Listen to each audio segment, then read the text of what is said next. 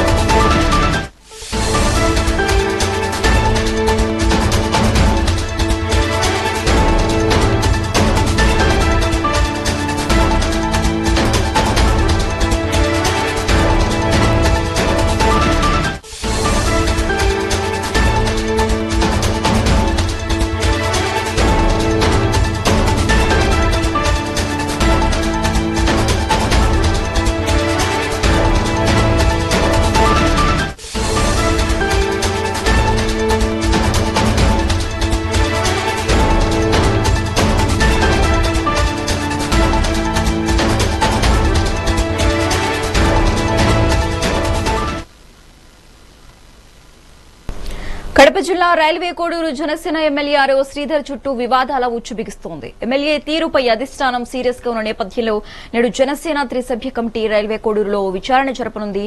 ఇక ఈ విచారణకి సంబంధించి మోర్ అప్డేట్స్ మా ప్రతినిధి మురళి లైవ్ ద్వారా అందిస్తారు. మురళి,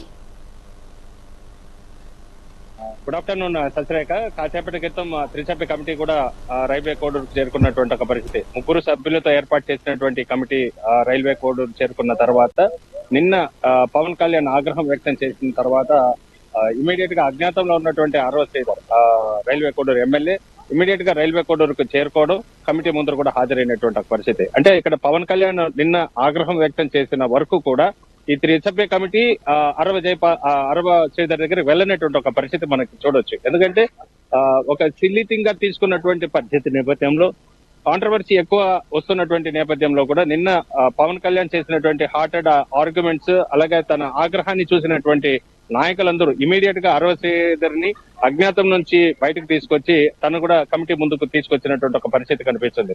ఇవాళ బాధితురాలు ఎవరైతే వీణ ఉన్నారో ఆ వీణ పూర్తి స్థాయిలో సమగ్రమైనటువంటి సమాచారాన్ని తన వద్ద ఉంచుకున్నటువంటి ఒక పరిస్థితి, అదేవిధంగా పవన్ కళ్యాణ్ పంపించినటువంటి పరిస్థితి కూడా మనం చూడొచ్చు. సో ఈ నేపథ్యంలో శ్రీధర్ మాత్రమే ఇక్కడ అటెండ్ అయినటువంటి ఒక పరిస్థితి. సో ఇప్పటికీ కూడా వీణ బయట అజ్ఞాతంలో ఉన్నటువంటి ఒక పరిస్థితి, శ్రీధర్ మాత్రం అటెండ్ అయి కమిటీ సభ్యులకు తాను చేసినటువంటి ప్రక్రియ, ఏ విధంగా ఇద్దరికి మధ్య సన్నిహితం ఏర్పడింది అనేటువంటి అంశాలు, ఇది హనీ ట్రాపా లేదంటే ఇతరత్ర వారిద్దరికి మధ్య ఉన్నటువంటి సత్సంబంధాల పైన కూడా వివరించేటువంటి ఒక ప్రయత్నం చేస్తున్నారు. ఈ కమిటీ విచారణ పూర్తి స్థాయిలో ఈరోజు సాయంత్రం వరకు జరుగుతుంది. అదేవిధంగా వీణ కూడా నోటీసు సర్వ్ చేసినటువంటి ఒక పరిస్థితి. వీణ హాజరైనటువంటి నేపథ్యంలో తన దగ్గర నుంచి కూడా కొన్ని డీటెయిల్స్ తీసుకునేటువంటి అవకాశాలు కూడా ఉన్నాయి. ఆ డీటెయిల్స్ అన్నింటినీ కూడా సమగ్రమైనటువంటి సమాచారంతో రేపు మార్నింగ్ పవన్ కళ్యాణ్ కి సమర్పించేటువంటి అవకాశాలు ఉన్నాయి. ఎందుకంటే 27వ తారీఖు ఇలాంటి ఘటన జరిగిన తర్వాత 28వ తారీఖున అరవ శ్రీధర్ ని పార్టీకి దూరంగా ఉండాలనేటువంటి సమాచారంతో పార్టీ తరపు నుంచి కూడా ఒక లెటర్ ఇష్యూ చేసినటువంటి ఒక పరిస్థితి, పార్టీ ఉత్తర్వులు జారీ చేసినటువంటి ఒక పరిస్థితి.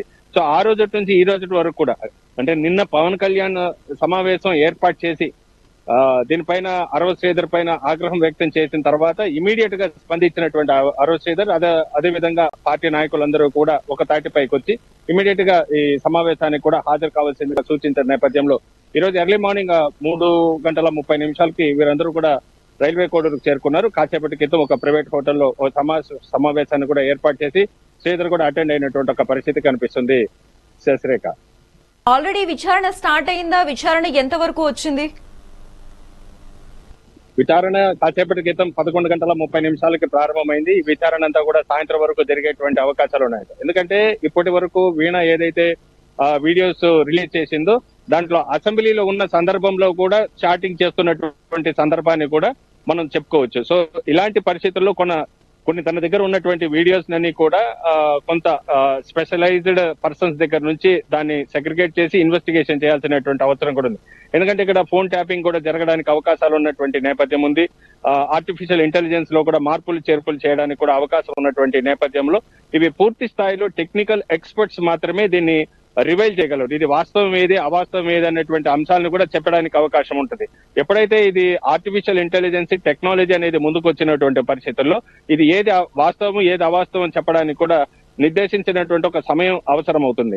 ఇక్కడ అరవ శ్రీధర్ కి సంబంధించినటువంటి ఆడియో టేపులు ఎంతవరకు వాస్తవం అనే దానిపైన తొలి ఎంక్వైరీ జరుగుతుంది. అసలు దానికంటే ముందు మీ ఇద్దరికి ఎలా పరిచయం అయింది, ఆ పరిచయం ఎంతవరకు వచ్చింది, ఇది వాస్తవమా కాదా అనేటువంటి ప్రాథమిక సమాచారం ఎమ్మెల్యే దగ్గర తీసుకొని ఉన్నారు. సో ఎమ్మెల్యే ఇచ్చినటువంటి సూచనల నేపథ్యంలో అతను ఏ విధంగా వీణతో సంబంధాలు ఏర్పరచుకున్నారనేటువంటి అంశాలు అన్ని తన వాదన వినిపించిన తర్వాత ఇవాళ ఈవినింగ్ 6 వరకు కూడా వాళ్ళు రైల్వే కోడూరులో ఉన్నటువంటి ఒక పరిస్థితి. రైల్వే కోడూరు నుంచి ఈ సమాచారాన్ని అంతా సేకరించుకున్న తర్వాత రేపు మార్నింగ్ పవన్ కళ్యాణ్ కలిసేటువంటి అవకాశాలు ఉన్నాయి. శశిరేఖ, బాధితురాలు చెబుతున్నట్లుగా వరుస వీడియోలు కావచ్చు, అలాగే వాట్సాప్ చాట్లు కావచ్చు, ఇప్పుడు ప్రెసెంట్ ఏవైతే వైరల్ అవుతున్నాయో ఆ వీడియోస్ కావచ్చు, ఇవన్నీ కూడా ఎమ్మెల్యే తనపై జరుగుతున్నది ఒక రాజకీయ కుట్ర అని అంటున్నారు. మరి ఈ వాదనలో ఎంతవరకు ఇవన్నీ బలముంటాయంటారు? ఈ వాదన అనేది ఖచ్చితంగా సత్యరేఖ, ఎందుకంటే ఇక్కడ ఒక వ్యక్తి ఎదుగుతున్నటువంటి సందర్భంలో ఆ వ్యక్తిని దిగజార్చాలన్నా, క్యారెక్టర్ అసెస్ చేయాలన్నా ఇలాంటి సందర్భాలు కూడా ఉంటాయి. ఒకవైపు వైసీపీ నేతలందరూ కూడా కూటమి సర్కార్లో ఉన్నటువంటి ఎమ్మెల్యేలు ఏ విధంగా డిఫెండ్ చేయాలా, ఏ విధంగా ట్రాప్ చేయాలా అన్నటువంటి అంశాలు వస్తున్నటువంటి నేపథ్యంలో ఈవేళ వీణాది పూర్తి స్థాయిలో డేటానంతా కూడా కొంతమంది ట్రాక్ చేసి పట్టుకున్నట్టుగా, అంటే వీణా డేటాను మొత్తం కూడా తమ ఆధీనంలోకి తీసుకున్నట్టుగా కూడా తెలుస్తుంది. ఎందుకంటే ఇక్కడ వీణా కూడా ఒక బలిపశువుగా చెప్పుకోవచ్చు. వీళ్ళిద్దరికి ఉన్నటువంటి ఎఫ్ఐఆర్ కానీ, సత్సంబంధాలు కానీ, ఇల్లీగల్ ఎఫైర్స్ కానీ ఇవన్నీ కూడా తన మొబైల్ నుంచి ఇతరులు చోరీ చేసి ఉండాలా, అక్కడ నుంచి ఈమెని థ్రెటన్ చేస్తూ, ఈమెని భయభ్రాంతులకు గురి చేస్తూ ఈ టేపులను కూడా యూజ్ చేసేటువంటి అవకాశాలు ఉన్నాయి. ఇక్కడ తన నిజాయితీని, అంటే తన నిజాయితీని నిరూపించుకోవాల్సినటువంటి అవసరం కూడా ఇక్కడ అరవ శ్రీధర్ దగ్గర ఉంటున్నటువంటి ఒక పరిస్థితి మనం చెప్పొచ్చు. ఎందుకంటే పూర్తి స్థాయిలో ఈ విచారణ ముందు తన నిజాయితీని నిరూపించుకోవాల్సినటువంటి బాధ్యత శ్రీధర్ పైనే ఎక్కువగా ఉంది. ఇది పూర్తిగా పార్టీకి డ్యామేజ్ కాకమునిపే దీంట్లో ఉపశమన చర్యలు తీసుకోవాల్సినటువంటి ఆవశ్యకత కూడా జనసేన పార్టీ పైన ఉంది. శశిరేఖ, మళ్ళీ ప్రమీల ఇదేమో బ్లాక్ మెయిల్ అని ఆరోపిస్తున్నారు. మరోవైపు వీటిలో వాస్తవాలను కమిటీ ఎలా వెలికి తీసే అవకాశం ఉంది అంటారు? దీనిపైన అరవ శ్రీధర్ కి సంబంధించి వారి మదర్ ప్రమీల ఇప్పటికే పోలీస్ కంప్లైంట్ చేసినటువంటి ఒక పరిస్థితి. అంటే మొన్న సంక్రాంతి ఫెస్టివల్ కి నారా చంద్రబాబు నాయుడు గారు నారావారిపల్లికి వచ్చిన సందర్భంలో అక్కడ ఈ గ్రీవెన్స్ తీసుకెళ్లి ఇవ్వాలని బాధితురాలు ప్రయత్నం చేస్తే అక్కడ చంద్రబాబు నాయుడు కూడా రిసీవ్ చేసుకున్నటువంటి ఒక పరిస్థితి మనం చూడొచ్చు. సో ఆ కాపీస్ అన్ని తీసుకున్న తర్వాత తిరుపతి ఎస్పీ దగ్గర కూడా కలిసి తన రిప్రజెంటేషన్ ఇవ్వడానికి ఒక ప్రయత్నం చేశారు. కానీ ఎస్పీ అక్కడ సరిగా రెస్పాండ్ కాలేదనేటువంటి వాదన కూడా వినిపించినటువంటి ఒక పరిస్థితి. సో ఇక్కడ ఉన్నటువంటి ఎవిడెన్స్ ఏదైతే ఉన్నాయో వీణా దగ్గర ఉన్నటువంటి ఎవిడెన్స్ ఖచ్చితంగా కమిటీకి ఇవ్వాలి. అదే విధంగా శ్రీధర్ చెప్పినటువంటి సమాచారాన్ని కూడా వీళ్ళు పరిశీలన అంటే రిక్వెస్ట్ గ్రీవెన్స్ కూడా తీసుకోవాల్సినటువంటి అవసరం ఉంది. ఈ రెండింటిని సమాచారం తీసుకొని పవన్ కళ్యాణ్ దగ్గరికి వెళ్ళాలి. అక్కడికి వెళ్ళిన తర్వాత నిజాలు బయట రావడానికి అవకాశం ఉంటుంది. ఇక్కడ ఈ కమిటీ అనేది ఎక్స్పర్ట్స్ అయితే కాదు. వీళ్ళు ఇక్కడ ఎమ్మెల్యే దగ్గర ఉన్నటువంటి సమాచారాన్ని సేకరించుకున్న తర్వాత ఆ సమగ్రమైనటువంటి సమాచారం ఏ విధంగా వీరిద్దరికి మధ్య జరిగినటువంటి రెసిప్రోకల్స్ ఏదైతే ఉంటాయో ఒకరికొకరు మాట్లాడుకునేది అంటే ఫేస్బుక్ లో పరిచయం ఏర్పడడం కానీ తదనంతరం జరిగినటువంటి ఫోన్ సంభాషణ కానీ తర్వాత జరిగినటువంటి ఫోన్ ట్యాపింగ్ విషయంలో కానీ తర్వాత ఇక్కడ 25 కోట్ల 100 కోట్ల అన్నటువంటి అంశాలు. ఎందుకంటే వీణా చెప్పింది నేను 25 కోట్లు అనేది కాదు, 25 కోట్ల నుంచి 100 కోట్ల రూపాయల వరకు అనేది కూడా చెప్పినటువంటి ఒక పరిస్థితి. సో పూర్తి ఆడియోని బయట పెట్టండి అంటున్నారు. ఈ పూర్తి ఆడియోని బయట పెట్టాల్సినటువంటి ఇది కూడా వాళ్ళ పైన ఉన్నటువంటి ఒక పరిస్థితి మనం చెప్పొచ్చు. సత్యరేఖ ఆల్రెడీ ఎవరైతే అరవ శ్రీధర్ ఉన్నారో వారి విచారణ కూడా ఆల్రెడీ స్టార్ట్ అయింది. దానిపై ఇప్పుడు ఎవరైతే బాధితురాలు ఉన్నారో ఇప్పటి వరకు స్పందించారా? రైట్ సత్యరేఖ, ఇప్పటి వరకు బాధితురాలు దీనిపై మీడియా ముందుకు రాలేదు. ఒక్కసారి మాత్రం మీడియా సమావేశాన్ని ఏర్పాటు చేసినటువంటి ఒక పరిస్థితి. 28వ తారీఖు మీడియా సమావేశాన్ని కూడా ఏర్పాటు చేసినటువంటి ఒక పరిస్థితి. 28 తర్వాత నుంచి పూర్తి స్థాయిలో ఆమె అజ్ఞాతంలోకి వెళ్ళినటువంటి ఒక పరిస్థితి. మరోవైపు రైల్వే కోడూరు ఎమ్మెల్యే కూడా అజ్ఞాతంలోకి వెళ్ళినటువంటి ఒక పరిస్థితి. తన ఇన్స్టాగ్రామ్ లో మాత్రమే ఇప్పటికీ 3 వీడియోలు అనేది కూడా బహిర్గతం చేసినటువంటి ఒక పరిస్థితి. ఇన్స్టాలో పోస్ట్ చేస్తున్నటువంటి ఒక పరిస్థితి మాత్రమే కనిపిస్తుంది. నిన్న ఈవినింగ్ కూడా ఒక ఇన్స్టాగ్రామ్ లో అంటే బాధితురాలు వీణా ఇన్స్టాగ్రామ్ లో కూడా ఒక పోస్ట్ చేసినటువంటి ఒక పరిస్థితి.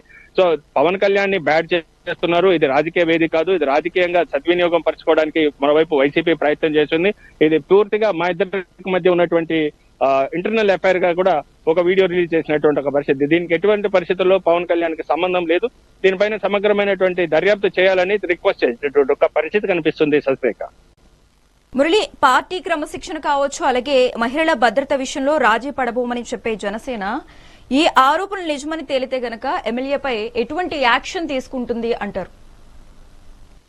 ఖచ్చితంగా దీనిపైన డ్యామేజ్ ఎక్కువగా జరగడానికి అవకాశం ఉంటుంది. అంటే నష్ట నివారణ చర్యలో భాగంగా ఇక్కడ పూర్తి స్థాయిలో పార్టీ వ్యక్తిని కాపాడుకోవాలా, ఇది ఎంతవరకు సాంకేతిక సహకారాన్ని సద్వినియోగం చేసుకొని అరవ శ్రీధర్ పైన ఎమ్మెల్యే పైన ఒక రకమైనటువంటి కుట్ర ఏమన్నా చేశారా, హనీ ట్రాప్ చేశారా, వీణా ద్వారా ట్రాప్ చేసి ఎమ్మెల్యేని బయటకు తీశారా అనేటువంటి అంశాలను కూడా ఇక్కడ పరిశీలన చేయాలా. ఇక్కడ ఈ ఫోన్ ట్యాపింగ్ అనేటువంటి వ్యవహారం కానీ లేదంటే మార్ఫింగ్ వ్యవహారం కానీ ఇలాంటి ఆర్టిఫిషియల్ ఇంటెలిజెన్స్ ద్వారా పూర్తి స్థాయిలో ఫోన్స్ లోపల ఉన్నటువంటి సమాచారాన్ని కూడా అంటే వీడియో మార్ఫింగ్ చేయడానికి కూడా అవకాశం ఉంటుంది. సో ఇలాంటి పరిస్థితుల్లో ఏమన్నా జరిగిందనేది ఇది ఫోరెన్సిక్ డిపార్ట్మెంట్ కి వెళ్ళాలా లేదా సైబర్ దగ్గరికి వెళ్ళాలా, ఈ ఇద్దరు కన్ఫర్మ్ చేసిన తర్వాతనే వీణా రిలీజ్ చేసిన వీడియోస్ కానీ ఆడియోస్ కానీ ఎంతవరకు కరెక్ట్ అనేది బహిర్గతం అయ్యేటువంటి ఒక పరిస్థితి ఉంది. ఈ నేపథ్యంలో మహిళల ఒక భద్రతను కాపాడాలనేటువంటి ముఖ్య ఉద్దేశంతో జనసేన పార్టీ అధినేతకు పవన్ కళ్యాణ్ కి ఎక్కువ శాతం మహిళా ఆదరణ ఎక్కువ ఉంది. అంటే ఆంధ్రప్రదేశ్ రాష్ట్ర వ్యాప్తమే కాకుండా ఉభయ తెలుగు రాష్ట్రాల్లో 2 వైపులా కూడా మహిళలకి ఎక్కువ ప్రాధాన్యత ఇస్తారు, ఒక భద్రత ఉంటుంది, ఒక భరోసా ఉంటుంది. అవన్నీ పవన్ కళ్యాణ్ దగ్గర మనకు సమకూర్చుకోవచ్చనేటువంటి ఒక నమ్మకం వీరందరిపైకి ఉంది. సో ఇలాంటి పరిస్థితుల్లో ఇమీడియట్ గా పవన్ కళ్యాణ్ కూడా హెసిటేట్ చేయకుండా ఇమీడియట్ గా దీనిపైన ఒక త్రిసభ్య కమిటీని కూడా ఏర్పాటు చేయడం జరిగింది. ఆ కమిటీ కూడా ఒక వారం పాటు నిశ్శబ్దంగా ఉన్నప్పటికీ నిన్న పవన్ కళ్యాణ్ ఆగ్రహం వ్యక్తం చేసిన నేపథ్యంలో 3 కమిటీ మెంబర్స్ కూడా హుటాహుటిన రైల్వే కోడూరుకు చేరుకున్నారు. ఇమీడియట్ గా అజ్ఞాతంలో ఉన్నటువంటి ఎమ్మెల్యేస్ అయితే రావడం జరిగింది. అది పవన్ కళ్యాణ్ ఒక ఆగ్రహం ఒక రిజల్ట్స్ ఆ విధంగా ఉంటాయి. సో ఇలాంటి పరిస్థితుల్లో ఏమాత్రం ఒక చిన్న పాయింట్ అనేది కూడా నిజమని తెలిస్తే ఎట్టి పరిస్థితుల్లో కూడా పవన్ కళ్యాణ్ ఉపేక్షించే పరిస్థితి లేదు, కఠినమైనటువంటి చర్యలు తీసుకోవడానికి ఎక్కువ అవకాశాలు ఉంటాయి. Sirisha, thanks for the updates Murali.